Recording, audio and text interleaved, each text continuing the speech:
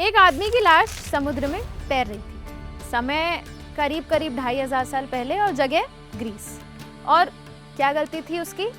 उसने बस एक नंबर का सच बता दिया था। दैट्स इट, एक नंबर। कहानी कहती है कि पाइथागोरस के अपने ही स्टूडेंट्स ने पाइथागोरस को पानी में फेंक दिया था। क्यों?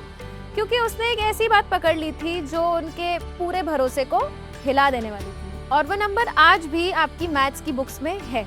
आप उसे रोज देखते हैं। उसका नाम है √2।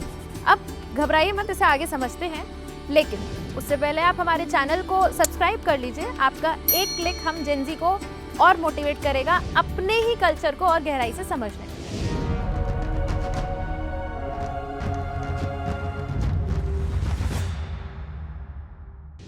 अब कहानी का असली ट्विस्ट सुनिए। जिस नंबर से ग्रीस के सबसे बड़े मैथ्स वाले इतना डरते थे कि उसके लिए एक जान चली गई, उसी नंबर को भारत के एक ऋषि उनसे भी सैकड़ों साल पहले एक रस्सी और गीली मिट्टी पर आराम से नाप चुके थे।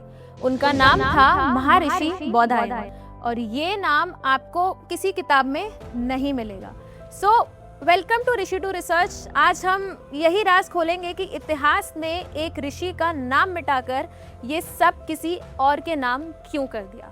वीडियो को आखिर तक जरूर देखिएगा, क्योंकि आखिरी हिस्सा आपको अपनी ही मैथ्स की किताब पर शक करने पर मजबूर करेगा। पहले ये √2 है क्या, इसे थोड़ा इजी लैंग्वेज में समझते हैं। कुछ नंबर्स सीधे सादे से होते हैं, जैसे 1, 2, 3 या फिर आधा, 1/3। ये आराम से लिखे जा सकते हैं। लेकिन कुछ नंबर्स ऐसे होते हैं जिन्हें आप पूरा लिख नहीं सकते। √2 भी कुछ वैसा ही है। अगर आप इसे लिखने बैठे तो 1.41, फिर उसके आगे 4, फिर 2, फिर 1, ये रुकता ही नहीं है, आगे बढ़ता ही जाता है। पॉइंट के बाद नंबर्स चलते ही जाते हैं हमेशा के लिए। अब ग्रीस के लोगों का पक्का यकीन था कि हर नंबर को साफ सुथरे तरीके से लिखा जा सकता है, लेकिन ये √2 तो देखने पर रुकता ही नहीं था। इसीलिए उनके यकीन में ये फिट हुआ ही नहीं। इसीलिए वो घबरा गए और कहानी कहती है इस सच को छुपाने की कोशिश की गई और जिसने इसे बाहर निकाला उसे इसकी कीमत चुकानी पड़ी। इस डर को याद रखेगा, क्योंकि अब हम भारत चलेंगे और वहाँ का माहौल यहाँ से बिल्कुल उल्टा था। 2500 साल पहले एक मैदान में तस्वीर बदली है, क्योंकि अब आप ग्रीस में नहीं भारत में हैं। एक खुला मैदान है, सूरज ढल रहा है, जमीन पर एक ऋषि झुके हुए हैं। हाथ में कोई कैलकुलेटर नहीं, कोई किताब नहीं, सिर्फ एक रस्सी है। संस्कृत में इस रस्सी को कहते हैं शुल्ब, और इसी रस्सी के नाम पर उन्होंने एक किताब लिखी, बौधायन शुल्ब सूत्र। ये कोई पूजा पाठ की किताब नहीं थी, ये दुनिया की सबसे सबसे सबसे पुरानी प्रैक्टिकल मैथ्स की किताबों में से एक थी। तो रस्सी क्यों? क्योंकि उस जमाने में जमीन नापने का टेप या स्केल नहीं था, नापने का एक ही तरीका था, दैट इज रस्सी। और इसी रस्सी से बौधायन ने वो कर दिखाया जो ग्रीस वालों को हमेशा डराता था। तो चलिए अब एक रूल समझते हैं, बहुत सिंपल है, जिसे आप पाइथागोरस थ्योरम के नाम से जानते हैं। अब डरिए मत, ये रोज की जिंदगी की चीज है। एक सीढ़ी इमेजिन कीजिए, एक लैडर जो दीवार से टिकी हुई है। आपको पता है दीवार कितनी ऊंची है, और ये भी पता है कि सीढ़ी का नीचे वाला सिरा दीवार से कितनी दूर है। अब सवाल ये है कि सीढ़ी की असली लंबाई कितनी होगी? इसी का जवाब देता है ये रूल। आसान भाषा में अगर किसी चीज के 2 साइड्स पता हो तो तीसरी साइड निकाली जा सकती है। बस शर्त एक है, इसमें एक कोना बिल्कुल सीधा यानी 90 डिग्री पर होना चाहिए, जैसे दीवार का और फर्श का कोना। और आज ये रूल किताबों के एक छोटे से फॉर्मूले में लिख दिया गया है, that is a² + b² = c²। अब इसे समझते हैं, ये भी बहुत आसान सी चीज है। a और b वो 2 सीधी साइड्स हैं, c सबसे लंबी तिरछी वाली साइड है। फॉर्मूला कहता है कि पहली साइड को खुद से मल्टीप्लाई करो, दूसरी साइड को भी खुद से मल्टीप्लाई करो और दोनों को ऐड कर दो। जवाब बराबर होगा उस तीसरी साइड को भी खुद से मल्टीप्लाई करने के। अब वही सीढ़ी वाले एग्जाम्पल पे वापस आ जाते हैं। मान लीजिए सीढ़ी का नीचे वाला जो सिरा है दीवार से 3 फुट दूर है और सीढ़ी दीवार पर 4 फुट तक ऊपर पहुंच रही है, तो सीढ़ी की असली लंबाई कितनी होगी? तो सबसे पहले हम करेंगे 3 को 3 से मल्टीप्लाई, दैट इज 9, फिर 4 को 4 से मल्टीप्लाई, दैट इज 16। अब दोनों को जोड़िए तो आएगा 25।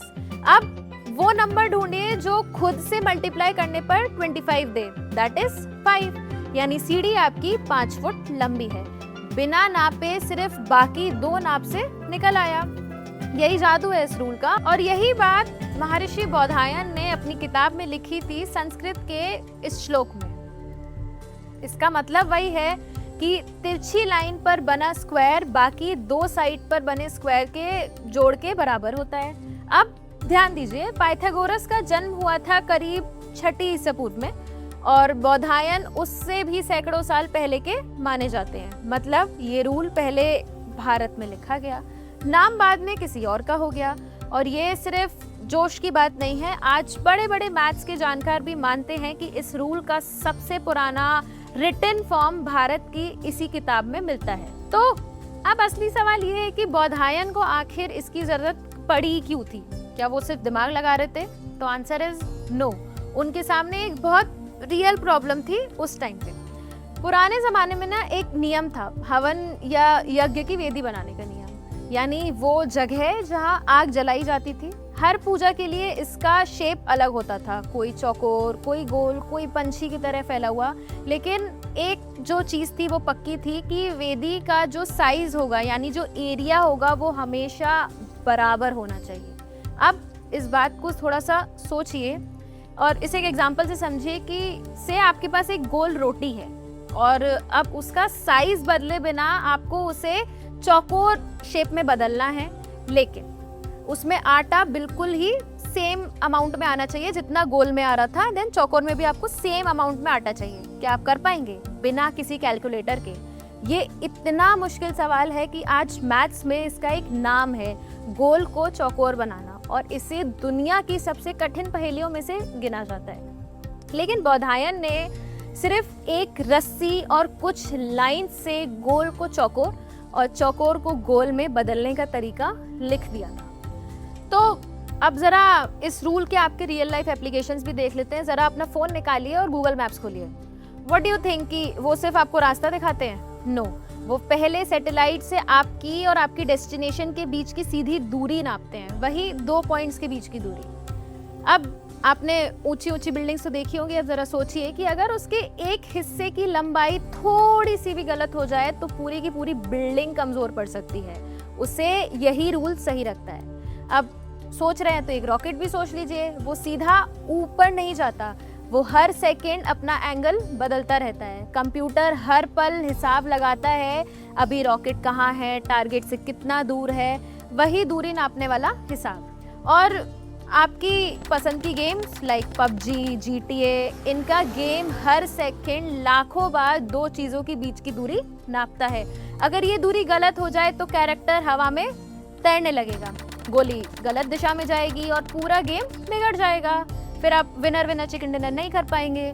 तो एक ऋषि की रस्सी से निकली सोच आज आपकी हथेली में चल रही है। अब वापस आते हैं उसी डरावने नंबर पर। याद है ना वो शुरुआत में जिसकी बात की थी, वो नंबर जिससे पूरा ग्रीस समाज डरा हुआ था, √2। आज आप फोन में दबाएंगे तो आएगा 1.41421356। अब ध्यान से सुनिए, बौधायन ने सिर्फ अपनी रस्सी और दिमाग से इस नंबर को निकालने का तरीका दिया। जब आज के साइंटिस्ट ने उनका तरीका आजमाया तो जवाब मिला 1.41421356। बस फर्क देखिए दोनों में, पॉइंट के बाद नेक्स्ट 5 नंबर्स तक का। बिल्कुल एक्यूरेट है, बिल्कुल सही है, आज के कैलकुलेट के लगभग बराबर है। अब पूरी बात को थोड़ा सा जोड़िए। एक ही नंबर √2 दोनों जगह पहुंचा, लेकिन रवैया एकदम उल्टा था। ग्रीस वाले इससे घबरा गए क्योंकि ये उनके यकीन को तोड़ रहा था, इसीलिए इसे उसे छुपाना चाहा। और भारत में बौधायन ने क्या किया? उन्होंने घबराने के बजाय इसे काम में लगा दिया। उन्हें वेदी बनाने के लिए एक सही नंबर चाहिए था, तो रस्सी और दिमाग से उसकी इतनी करीबी वैल्यू निकाल दी कि 5 अंक तक वो बिल्कुल सही बैठी। एक तरफ डर और दूसरी तरफ एकदम शांत क्यूरियोसिटी।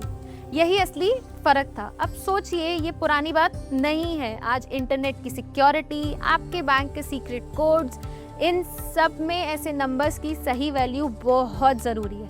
छोटी सी गलती और बड़े सिस्टम तक बिगड़ सकते हैं। उस सही वैल्यू की नींव बौधायन बहुत पहले रख चुके थे, तो फिर उनका नाम मिटा कैसे? अब वो सवाल जिसका वादा मैंने आपसे शुरू में किया था, अगर सब कुछ पहले भारत में हुआ था तो नाम किसी और का क्यों? इसके दो मेन रीजंस हैं। फर्स्ट, हमारा ज्ञान कभी लिखा नहीं गया था, बोलकर आगे बढ़ाया जाता था, एक पीढ़ी से दूसरी पीढ़ी तक मुंह जुबानी बढ़ाया जाता था, और जब लिखा भी गया तो पेड़ के पत्तों पर लिखा तो वो जल्दी खराब हो गया। नालंदा जली, तक्षशिला जली, और उनके साथ बहुत सा लिखा हुआ ज्ञान राख हो गया। अब आती है दूसरी वजह जो बहुत स्ट्रेट फॉरवर्ड है, दैट इज कि नाम वहीं चढ़ता है जहाँ पे रिकॉर्ड्स बनते हैं, जहाँ पे रिकॉर्ड्स रहता है। अब जब पश्चिम में मैथ्स को किताबों में लिखा गया, छापा गया, पूरी दुनिया में बांटा गया, तो नाम उसी का जुड़ गया जिसका रिकॉर्ड सबसे पहले बना। बौधायन का काम बहुत स्ट्रांग था, बहुत मजबूत था, बहुत अच्छा था, मौजूद था, पर उनके नाम के साथ दुनिया तक नहीं पहुंचा। गलती उनके ज्ञान में नहीं थी, गलती रिकॉर्ड रखने में थी, और यही आज की सबसे बड़ी सीख है। तो अगली बार जब आप मैथ्स की किताब में वो रूल देखें, या फ़ोन का GPS ऑन करें, या किसी ऊंची बिल्डिंग को ऐसे गर्दन ऊपर करके देखें, तो एक पल के लिए उस मैदान को याद कर लीजिएगा, उस ढलते सूरज को याद कीजिएगा, उस झुके हुए ऋषि को याद कीजिएगा, और उनके हाथ की उस रस्सी को भी याद कीजिएगा, क्योंकि यही भारत की सबसे खूबसूरत बात है। यहाँ आसमान को सिर्फ पूजा नहीं गया, उसे नापा भी गया, समझा भी गया। बौधायन की कहानी यही सिखाती है। रिसर्च इसीलिए नहीं रुकती कि साधन कम है, रिसर्च तब रुकती है जब सवाल पूछना बंद हो जाए, क्योंकि जब सवाल सही हो तो एक अकेली रस्सी भी पूरी दुनिया का गणित बदल सकती है। अब मुझे आपसे एक जवाब चाहिए, जो आप कमेंट में ज़रूर बताइएगा कि क्या हमारी किताबों में पाइथागोरस के साथ बौधायन का नाम भी होना चाहिए। मिलते हैं अगले एपिसोड में एक नए ऋषि और नए रिसर्च कनेक्शन के साथ। तब तक फॉलो कीजिए सोल सोन लैब को। Thank you.